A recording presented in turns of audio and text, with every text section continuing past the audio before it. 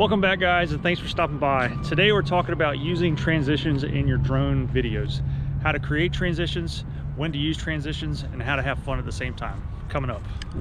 Okay, so here are 3 transitions that work really well for aerial photography that you can try in your next video.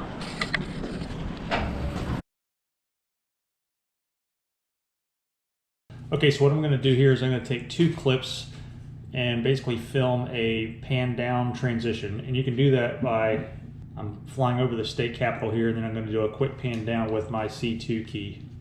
It'll flip down like that. That's going to be the cut for my transition to my next segment right here. And so this is a top-down shot, and so I'm just basically just rising straight up out of this this quad area.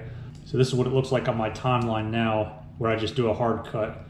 It doesn't look as good without doing some kind of changes here, because I have this white rooftop that comes into play, and then in my next scene I'm going to a very dark, kind of a dark background. So I want to kind of figure out a way to cut that screen out. So what I'll do is just clip out a couple frames ahead of that, right? Because I still get the same amount of blur, and I'll clip it right there. So I'm gonna hit the blade tool, cut this out, go back and delete it like that, and then let's just kind of see what it looks like. So that's much better. So just play around with it. There's really no right or wrong. It's just an idea. So try that in your next video and see what you like. Okay, so in this example, I'm going to use 2 clips to basically transition from one to the next using the mask tool. So first I'm going to go from this cathedral shot from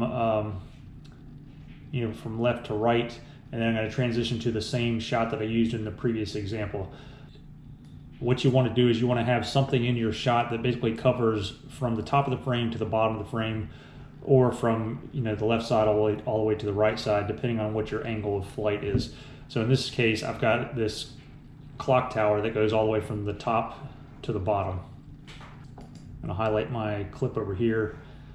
I'm going to go to the draw mask tool over here on the side. I'm going to double click that, and you can see where it says to click to add a control point.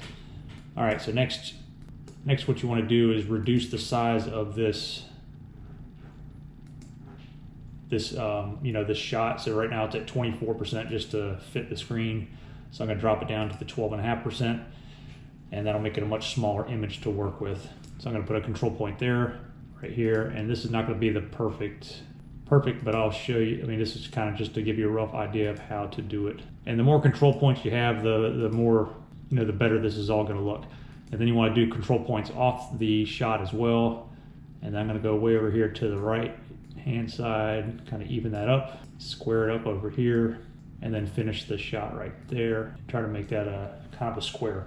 Okay, so you've got that done. Then you want to go to the transforms right here, and you want to add a keyframe to position, rotation, scale, and then also control points down here. All right, so you got those 4 key frames made. You want to do invert mask. That brings this up here and inverts it to the other side. And then you want to use your right arrow key to just to go through 1 frame at a time. And this is why you want to speed up the clip by 4 times, because you're going to have to do this for every frame. So what I do is I just go 1 frame, and then I can basically just click in this grid, this space here, and drag this whole thing over here like that. Click 1 space, push it over, and I'll do that all the way across the screen.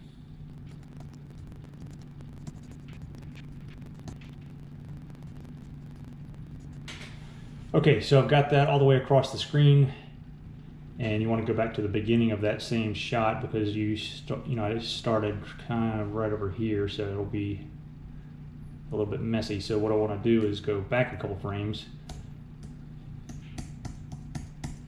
All right, so that's where the mask starts to grow, so I'm going to go back. And so now I want to back out of that shot as well. And that's got it. Okay, so that's the entire mask. Let's hit the P key, and I'm going to move this up right here. And I'm going to figure out exactly where I want this mask to start, which is right there. So I take my clip that I want to transition to, and I move that underneath, And so next we want to blur the lines of this mask because it's just a very harsh cut and it doesn't look very realistic. So what we'll do is I want to feather this, and right now it's set to 0. A lot of times I set it at, you know, about 50%. And the feather basically just blurs the lines of the mask so that it's not such a, like it was drawn with a jagged pencil. So here's what it looks like, and you're going pretty quickly. So that's pretty good. I think I would probably feather it a little bit more,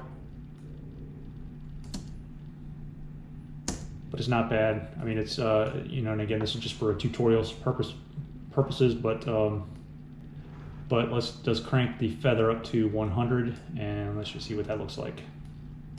All right, so now we're at 100.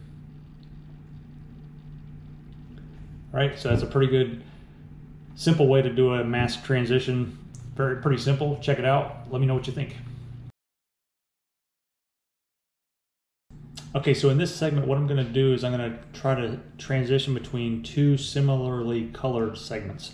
So in this case, my thought was to basically transition from a green grassy situation where I'm coming down from the cityscape, and then I'm going to be zooming out of another grassy area to reveal the cityscape from a different perspective. But as you can see here, I've got some problems with this second shot. It's got a lot of white concrete shots, and I didn't get close enough with the drone to have it all green grass, so that's a problem. But let's see what we can do to figure that out. So what I want to do is figure out a way to darken up the grass in the first clip so that it is more similar to the grass of the second clip. So what I'm going to do is I'm going to go to the last frame in the first clip. It's this is green. I haven't color graded it yet, but I really just want to darken it first. So what I'm going to do is darken this up first by changing the opacity and setting a keyframe here. So right now it's at 100% opacity, meaning there is no opacity at all. So I just want to darken up the image, and I'm going to say 50. I'm going to say about 50%. I'm going to hit my keyframe, and then I'm going to go down here, and then I'm going to back up the frame 10 times so I get it back up to 100%. So that's 10 frames. No hard set rule there. That's just something I do, but it could be anything. And then move this back up to 100%. And so that should go from a light to a dark type image. All right, so let's check it. Okay, see how it gets darker there at the end. All right, so then that should be very close to the same darkness of the second image. Okay, now second problem is I'm starting out and I'm not in a situation where everything around me is the green grass. So I'm gonna start out this second image, and I'm gonna go to this tool over here, and let's see, let's go into crop, and I'm gonna go into Ken Burns. And the green, you got the green box and a red box. I'm gonna hit this top left arrow to basically reverse that. Basically manipulate this down quite a bit and try to get a pretty significant green area. And then I'm finishing up with a full screen view here. So, all right, so let's see what that looks like. So I'm coming in, I've got my cityscape in the background, zooming down to the grass. I'd probably do some kind of speed ramping here to make this a little bit quicker, and then it transitions to a shot like that.